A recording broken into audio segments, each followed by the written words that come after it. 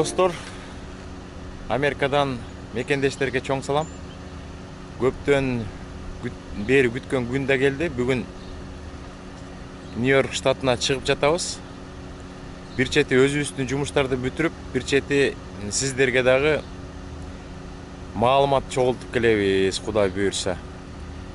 Кыргызстандан келген көп жарандарыбыз келгенде ошо Нью-Йорк штатынын Бруклин шаарына келет. Филадельфия шаарына да көп келет да, Пенсильвания штатынын Филадельфия шаарына да кыргыздар көп келет. Анткени кыргыздар абдан көп. Ал жакта мен фамилиясын унутуп атам. Бир үй бүлө бар да.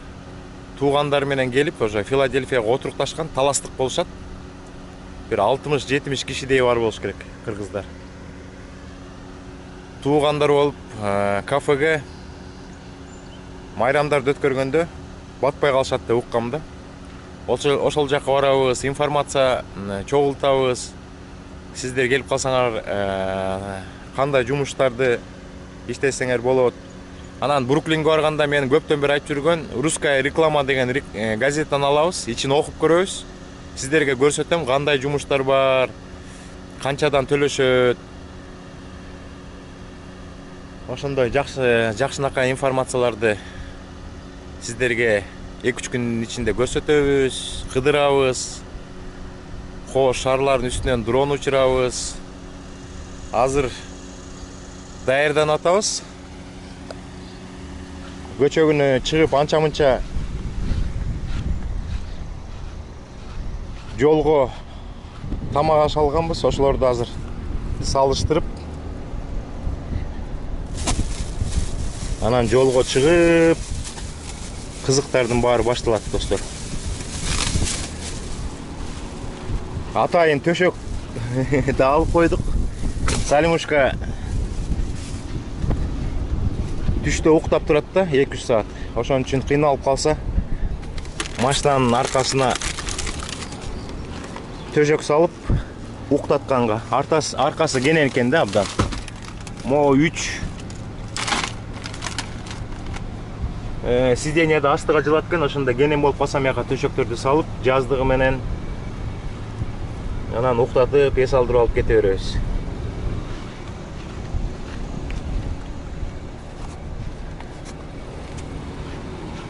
Ошон үчүн каналды байкап туруңуздар, достор. Жолдон дагы кызык нерселер болсо токтоп көрсөтүп турабыз.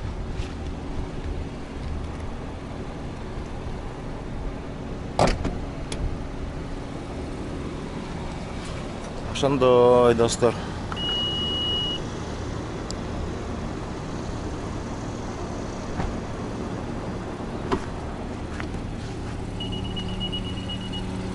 Кененирээк машина менен баралы деп чечтик. Анча-мынча жүктөр болуп атат да. Азыр үйдөгүлөрдү алып чыгайын дагы, жолго чыгалы. Көрүшкөнчө, достор. Мен азыр өткөндө сиздерге көрсөткөн ислам менен кезигип калдым. Өткөн видеодо айтпадым беле, бир жумада $14,000 тапты деген. Ошол биздин мекендешибиз менен кородон азыр кезигип турам, бирок ар кимдин баягы желаниясына жараса кийинчерээк көрүнөт ислам. Азырынча мен сиздер суранышыңыздар боюнча исламдан 1-2 суроо берейин, жооп берсин. Ошондой кылалы берсиз, ислам. Ооба. Кандай, жакшы иштер? Жакшы буюрса, саламатсыздар барыңар. Машина жүрү, машинаң жакка барып сүйлөшкөлө. Кандай Америка? Америка кандай? Жакшы буюрса, бардыгы жакшы, бардыгы ойдогудай. Аракет кылса эле болот экен бардык нерсе. Ошо эми бардык кыргыз жарандарыбызга, биздин мекендештерибизге кааламакчымын, ошо грин карт ойноңуздар, утуңуздар. Бул жакка келсеңиздер, жашоо шарты деген башкача болот эми. Ар кимдин шартына жараша экен да бул жерде. Ошо. Жакшы. Экөөбүз 2013-жылы келдик мияка, Америкага. 8 жыл өтүп кетти. Убакыт деген учкан куштай болуп батыл өтөт экен. Ооба, бул жакта да 2 эсе убакыт бат өтөт экен негизи. Кыргызстанга салыштырмалуу. Эми кандай десем, бирдей эле болуш керек, бул жакта бирок батыраак өткөндөй болот экен да убакытчы. Ошо. Кыргызстанды сагындың? Ооба, Кыргызстанды сагындык. Бары элегибизге 8 жыл болду. Машинаң кычырайт. Эмне Иллинойстун номери менен жүрөсүң? Агаяда жашап. Иллинойсте жашап атканда алгам, ошо жака регистрация болуп. Карасаңар, могу номердин бул жагында 2022 жылга чейин турбай, ошон үчүн алмаштырып жүрөсүң да? Ошол убакытка чейин алмаштырып айдап жүрөсүң болот, анан кийин алмаштырып аласың да. Ооба, февраль 22-сине, февраль 22-жылга чейин жарайт. Эми ошо февралда муну Агаяга же болсо каякта жашаса ошол штатка коюп алса болот. Жакшы. Бирок деген могу Иллинойстой астына да артына да тагылат экен да, номерчи. Агаяда азыр жаңы закон чыкты, астына такпай эле койсо болот. Ошон үчүн мен машиналарга желек тагып атам да. Сен тагылбай турбайсыңбы, пока алмаштырмайынча? Ооба. Бул Toyota канчанчы жылкы? 2017. 2017? Ооба. 2017 Toyota. БМВ канчанчы жылкы? Семерка. 2012 болчу. 2012. Ооба. Көбүнчө муну айдап атасың го, геликти көп деле айдабайсың го, Анча мынча конокко барганда эле. Ооба, ар жак бер жакка барганда. Рабочий машина бул деген, бүт бензинди аз жейт. Анан эчтеке болбой жүрө берет да. Муну канча алганыма канча 2 жыл болду. Бир жер эчтеке болуп элек жөн эле бензин куям болду. Май алмаштырып коем. Же негизи япошкаларга жетпейт экен, бир да машина япошкага жетпейт экен. Аз жейт, бузулбайт, зуулдап жүрөт. Мен да жана алмаштырып ийген 5 жылбы, 6 жыл айдадым Toyotаны. Бир да жол стоого кирген жок.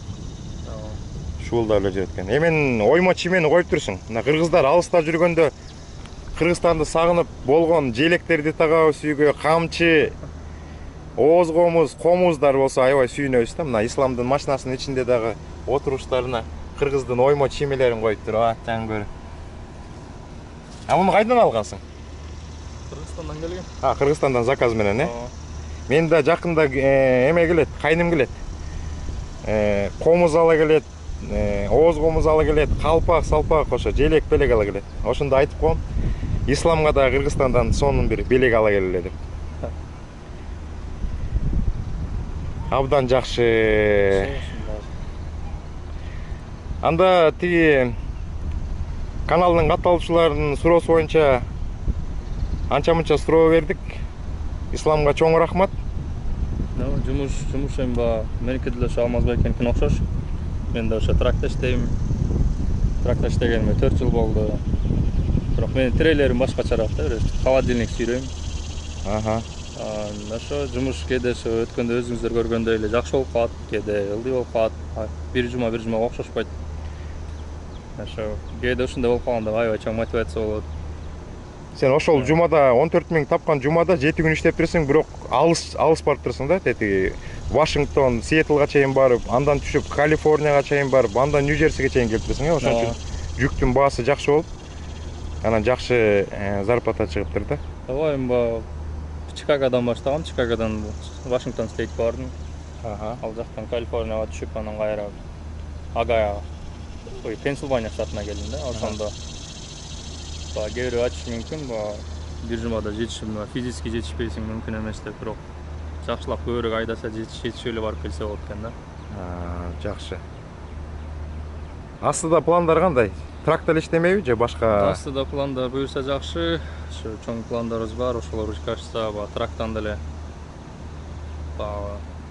башка сфераларды да көрсөкпү деген ойлор болуп атат. Эми ошол ишке ашса, эми астыда да ал нерселер көп. 1-2 жылда ичинде болот окшойт бул нерсе. Тракта иштегенде үйгө аз келип атпайсызбы? 2 жума иштеп, 3 жума иштеп, ал башка жумушка кеткенде күн сайын үйдө болуп, апа-пакай көйнөк кийип алып, эртең менен жумушка барып, кайра келип дегенде, үй бүлө менен көп болуп. Жакшы, мына Исламдагы эме кылып алыптыр. Эмеге спорт, биздин комьюнитидеги спорт залга барып чуркап келейин деп даярданып кетип бараткан жеринен кармап калдым. Ооба, анда мында спорт менен заниматься этип туруш керек.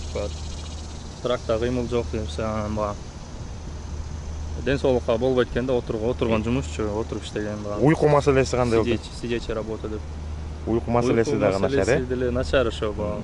Уйку биз көп айдайбыз да баягы. Өзүңүздөр айткандай эле баягы. Вашингтон Стейт баягы Американын аркы четине барып 7 күндө барып кайра келген эт. Уйку аябай аз болот да, суткасына бир 4 саат, 5 саат ушундай эле уктайбыз, калганын айдап. Ушундай кээде ушундай болуп калат эми, ал постоянно эмес, ушундай кээде ушундай груздар чыгат, ошону айдаш керек болуп калат да, ошо. Анан ошондон да уйку начар. Анан үчүнчү үйгө келгенде кичине өзүбүз да карап, спорт залдага барып чуркап дегендей. Ден соолукту оңдоп, Ден соолук керек да. Көбү айтат, тракта 5 жыл, максимум 6 жыл иштеш керек да, андан кийин кетиш керек депчи. Ошого чейин иштеп, акча таап, бутка туруп алыш керек дагы. Кетиш керек. Ошон үчүн Кыргызстандан келген жарандар дагы кийин тракт иштеп калса 5 жыл, 6 жыл максимум. Андан кийин тынчыраак жумуштарга кетиш керек. 5-6 жылдын ичинде алдыга койгон пландарыңыз, максаттарыңызды аткарып алсаңыз болот. Анткени трак ошого ылайыктуу жумуш. Анткени трак айдасаңыз ошо зарплата ошого ылайыктуу болот. 5-6 жылда ошо бардыгын аткарып жетишесиз. Кыргызстандан үй алсаңыз болот, бизнес ачсаңыз болот.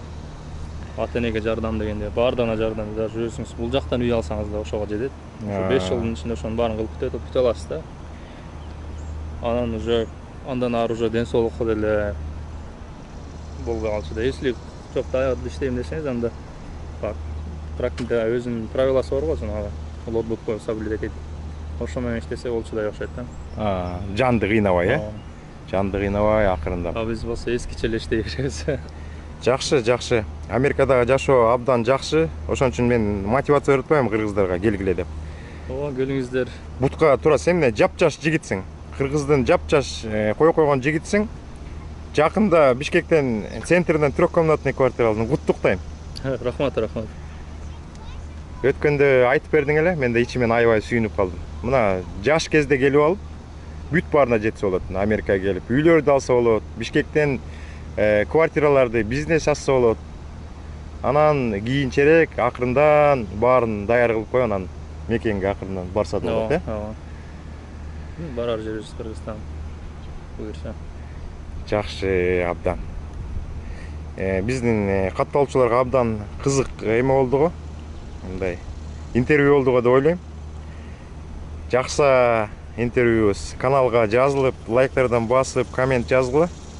Исламга да ийгилик каалайбыз. Мына үй бүлөсү менен аманчылыкта, дайыма жакшылыктын үстүндө жүрсүн. Чоң рахмат. Мейлиңиздер достор, биз анда жолго чыгалы. Исламга мишет этпейли, а то бул серьезный жигит. Азыр барып бир 10 километр чуркап коеюн дейт спорт залга барып. Акыл жакшырыңыздар. Эмки кезиккенге чейин. Эмкиде мына сөз беребиз. Ислам өзү көрүнүп туруп, ачаң көрү. Анан дагы астыда жакшы күндөр бар, ошондо дагы кезигип сүйлөшөбүз. Ой, мейлиңиздер анда.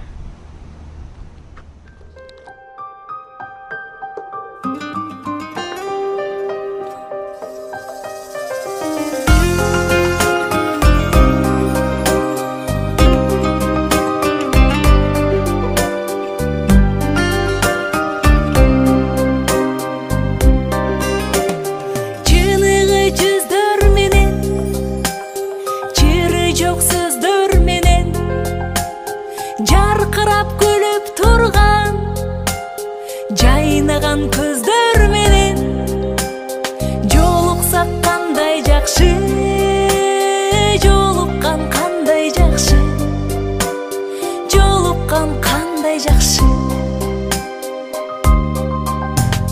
Сагынган жүрөк менен эң жакшы тилек менен кучактап бекем кызы кубаттуу билек менен көрүшкөн кандай жакшы, жолуккан кандай жакшы, жолуксак кандай жакшы.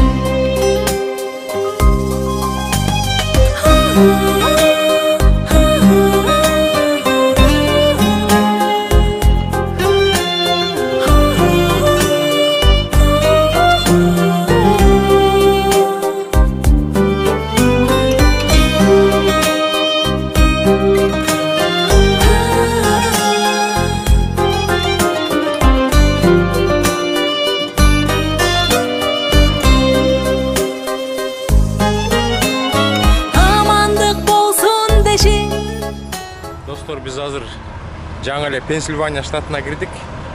Азыр мен сиздерге Америкада малды бир штаттан бир штатка кандай трейлер менен ташыйт экенин көрсөтөм.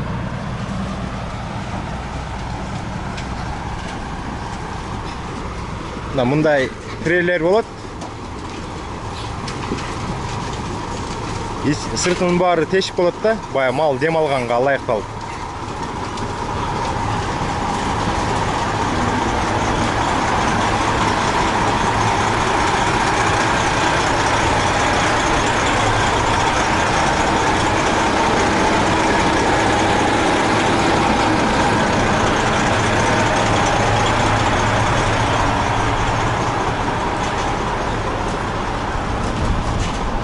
Атайын мал ташыган трейлер ушундай болот Америкада. А бул жакта болсо дом на колесах дейт. Американецтер отпуск алып алып, бир жумага, эки жумага ушундай трейлерлер менен кетишет. Мына. Ичинде кухнясы бар, спальный бар. Артына велосипедтерди тагып коюп, эс алып жүрө беришет.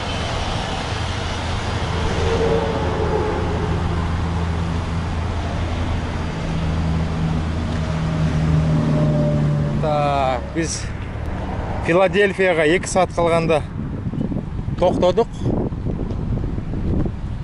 Пенсильвания штаты гостиницага келдик. Арзан гостиница экен, жакшы. $90 гостиница экен. Азыр ошо гостиницага киребиз, Салимушка. Жүр. Кир. Салимушка, жүр. Екінші этаж деген. Екінші этаж барамыз қазір. Салимушка, алды карточканы берсең? Қайсы неме екен?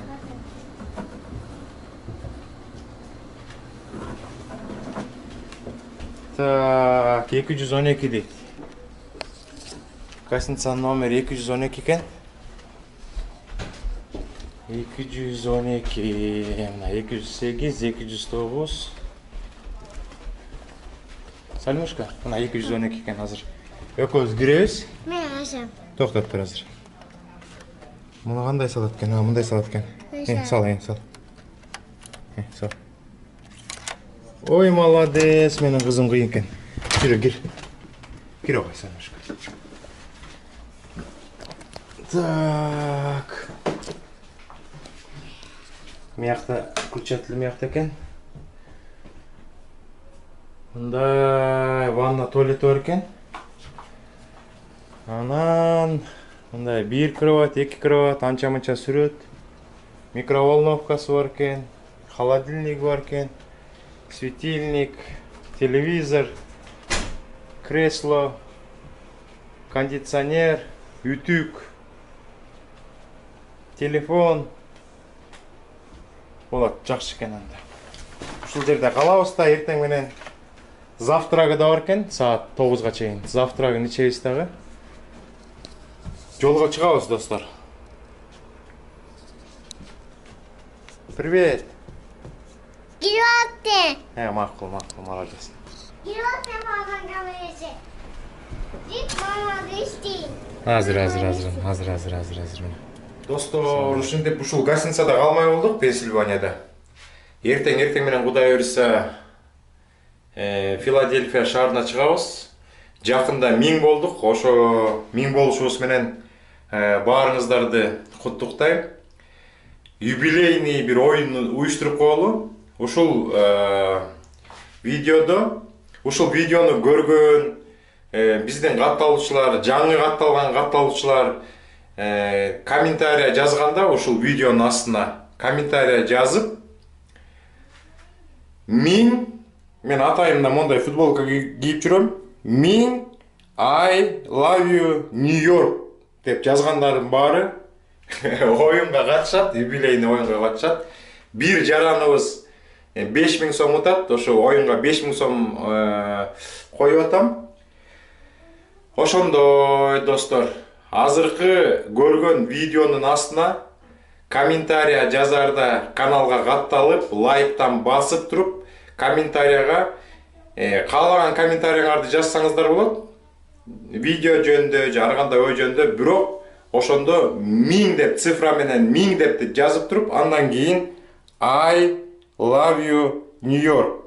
Же болсо ушу айды жазып туруп, жүрөкчөнү коюп туруп, англисче жакшы билгендер бар, же болсо орусча жазасыңарбы? I love you New York деп жазып койсоңор, ошо биздин катталуучулар оюнга катышат. Анан эмки видеодо оюн ойнотобуз дагы. Бир катталуучубуз 5000 сом утат. Баарыңыздарга чоң салам, кийинки видеого чейин.